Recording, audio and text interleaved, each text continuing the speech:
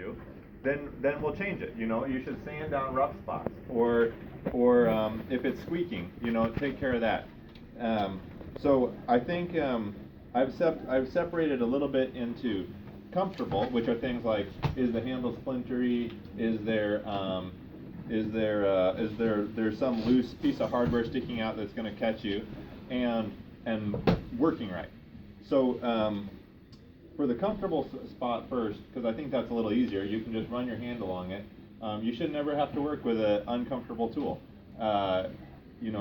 If you have like an old beat up handle, I guess this is not to pick on this one. This is a good example. This will be a real pain after a day of working it. So what we should do here is sand down the edges, and maybe even put on a new coat of varnish, and that'll make a big difference.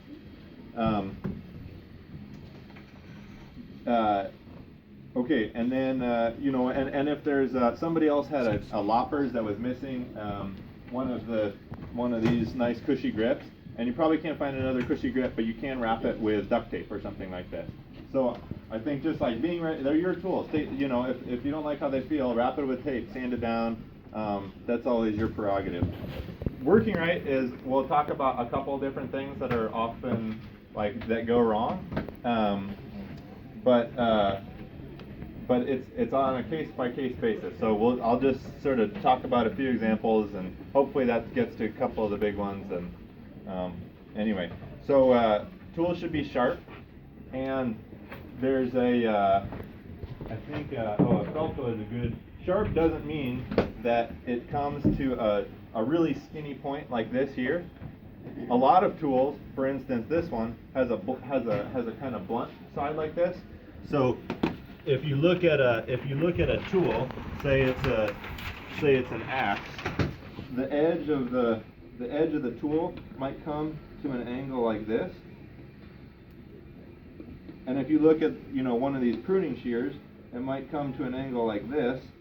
And if you look to the anvil side of that, the side that this goes against, it might be a right angle. But all of these should have a sharp point on them. And even a shovel, you can sharpen a shovel, because often if you cut a shovel inside, halfway through, it would look like this, kind of blown up. Where's the shovel that we can look at? Here's one. This has to go through the dirt all day, and if this is a 1/16 of an inch wide, that will feel like more work, and it really will feel like this. It seems like a small difference, but if you use a file and kind of bring that down a little, almost to an edge, it makes a big difference for digging. Okay, so that's one. That's sharp. Sometimes you can, on a lot of these kind of rough tools, we can do it just with a hand file. If it's more than that, I swear this isn't a plug for me, because I have a knife sharpening business, but for the finer tools, you might want to bring it to a sharpener. I'm at the farmers markets, because it's a little hard to get them sharp, and it's probably more than we'll talk about right now. But for the rough stuff, that's absolutely what you can do with a hand file, which everybody has. Okay, so that's one thing, sharp. They all should be sharp. We'll do an example downstairs. The other is they should be tight. See how how that wobbles back and forth? That means that if I press it, if I kind of wobble it loose, these edges aren't even touching each other when I come close. And then if we go down here and tighten that bolt up, then both blades get closer together, and that's how scissors cut, is that these two faces have to be touching each other. So that's another check that you can do really easily. Just shake the tool. These are working tools. They shouldn't rattle. And if they rattle, then we have to find the point where you can tighten it. And almost every tool does. They expect it to get rough and to need to be repaired. So there's usually a way that sorry, it's like my notes are really carefully prepared here.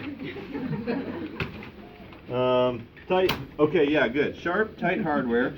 Another one is if you've used an axe or something, or a hatchet, or a hammer. This happens a lot, and the head is loose on the handle. That's a pain, and it's also dangerous, because at some point it's going to get looser and looser, and then you swing like this, and I broke my parents' window like that when I was a kid, and I still feel bad about it. And so there's you can either replace the handle. There's really nice wedges that you can get to pound it in, but you can also often just pound a nail into the top. And I'm not sure if we have a loose handle here today that we can fix, but I'll draw. If we don't, when we go downstairs, I'll draw a diagram. It's really easy. I would just pound a handle in the, a nail into the top, and that spreads the wood. Because I'll just do it right now. That's how if you looked at if you imagine you have a handle on a hammer or something like this, or an axe, and you're looking down on it. So let's say this is going to be really good. Let's say it's a ball-peen hammer like this. And so in the center here, that's where the handle is going. If you imagine it extends into space like this here. And usually what happens is there's a little slot cut out of the middle, and you put in the new handle, and then you pound a piece of wood or a piece of steel into this slot like this. You pound it in, and that spreads the wood, and that locks the handle on. As the wood gets old, it dries and shrinks and just gets beat up a little bit, and so then it's no longer tight. And a cheap and very quick way to fix that is to get a nail and to drive it into just the wood.